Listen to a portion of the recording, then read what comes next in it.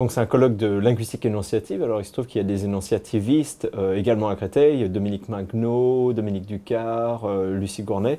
Et donc on a pensé qu'on avait un petit peu tous à gagner à essayer de travailler en équipe. Et donc c'est la raison pour laquelle le CEDITEC, Imagère de l'Université Paris-Est Créteil ont bien voulu s'associer à ce projet, et scientifiquement et financièrement.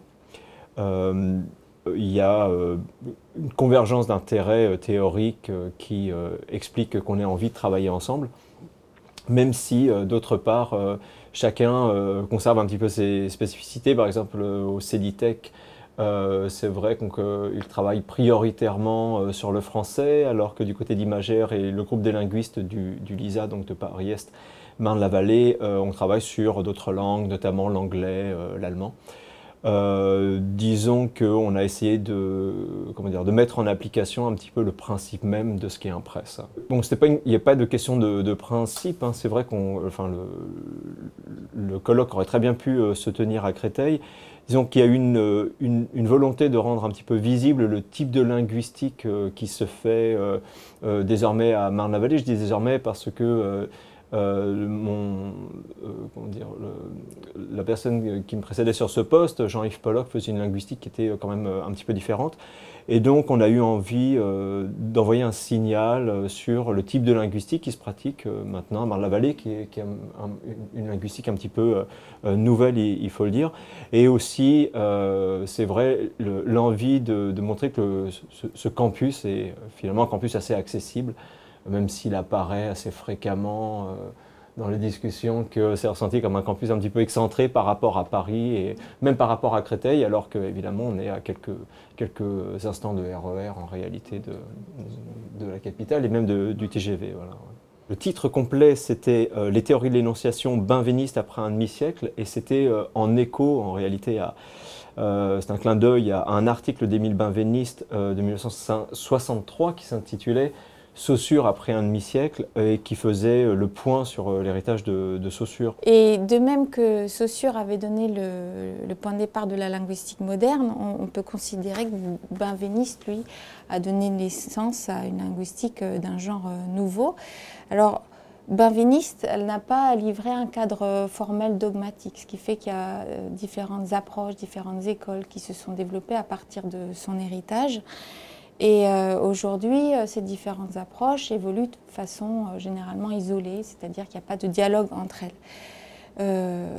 Pourtant, elles se revendiquent cet héritage commun, et généralement avec des termes, par exemple, qui sont particulièrement saillants et des concepts qui sont variables d'une approche à l'autre.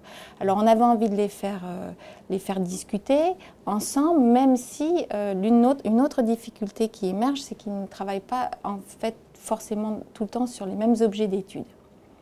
D'où l'intérêt de ce colloque, c'est à la fois de fédérer d'un point de vue, que les gens aient envie de travailler ensemble, garder leur spécificité, mais pouvoir échanger et que éventuellement de nouvelles collaborations naissent à travers des objets d'études qui seraient finalement les mêmes. Alors c'était l'intérêt de les faire venir ici pour qu'on mette en avant ce qu'il y a d'hétérogène, mais on retienne aussi ce qu'il y a d'homogène entre ces différentes approches. Et puis c'est une approche qui au départ est vraiment française.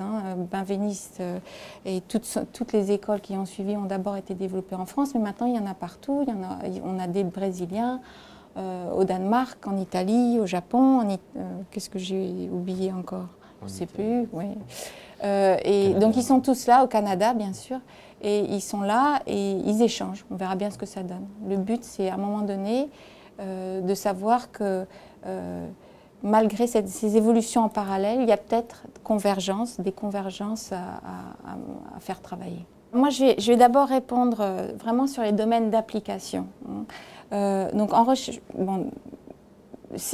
déjà, il faut rappeler qu'il y a de la linguistique énonciative et puis, par exemple, de la linguistique informatique. D'ailleurs, à Marne-la-Vallée, il y a un laboratoire de linguistique informatique qui est très connu.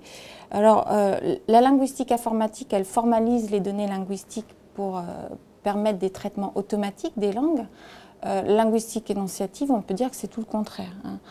Certes, on a un travail qui n'est même pas de la formalisation, c'est plutôt de la modélisation, mais le but, c'est vraiment de rendre compte de la langue dans toute sa complexité, dans toute sa richesse, avec des objectifs qui peuvent être la communication, donc on reste dans la langue vraiment naturelle et spontanée, l'analyse du discours, ça peut être aussi tout simplement un objectif d'enseignement. L'enseignement des langues étrangères, l'enseignement de la traduction, trouve dans les théories énonciatives des outils qui facilitent, enfin c'est des outils pédagogiques qui ont déjà largement fait, fait leur preuve, quoi. Pour faire court et donc nécessairement pour faire un petit peu caricatural, disons que la linguistique énonciative s'intéresse à l'activité de langage dans toutes ses variétés et notamment, c'est un peu ce qui a été la rupture avec les linguistiques qui avaient pu se faire précédemment, dans ses variétés les plus spontanées et les plus oralisées. À la différence d'une linguistique qui était au premier plan pendant longtemps et qui était une linguistique qui portait sur une langue un petit peu idéalisée, une langue qui ressemblait quand même, il faut le dire, à une langue de l'écrit. Et donc ça va avoir des implications très importantes en termes d'approche notionnelle, fonctionnelle.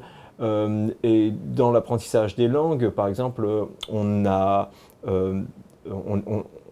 arrêté d'enseigner l'apprentissage des langues en passant par la mise en relation entre un lexique d'un côté et puis des règles de syntaxe, de bonne formation des phrases de l'autre, pour en arriver plutôt à une linguistique de l'interaction. C'est-à-dire que l'énonciation, je crois que c'est une linguistique de l'interaction, c'est la prise en compte du langage vis-à-vis de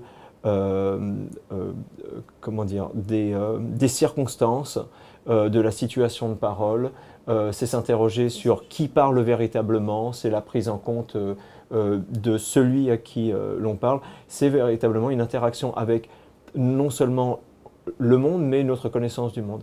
Et c'est ce qui la rend ouverte en réalité sur tout un ensemble d'applications, mais tu en as parlé, d'analyse conversationnelle, ça peut être des applications didactiques, des applications discursives sur des analyses publicitaires, sur une approche des textes littéraires, etc. C'est cette grande variété qui en fait l'intérêt, un intérêt qui n'est pas retombé en fait depuis les années 60 hein, autour de cette théorie et qui justifie qu'on cherche aujourd'hui à essayer un petit peu de fédérer cette communauté pour faire fructifier plus encore cette approche, cette spécificité théorique.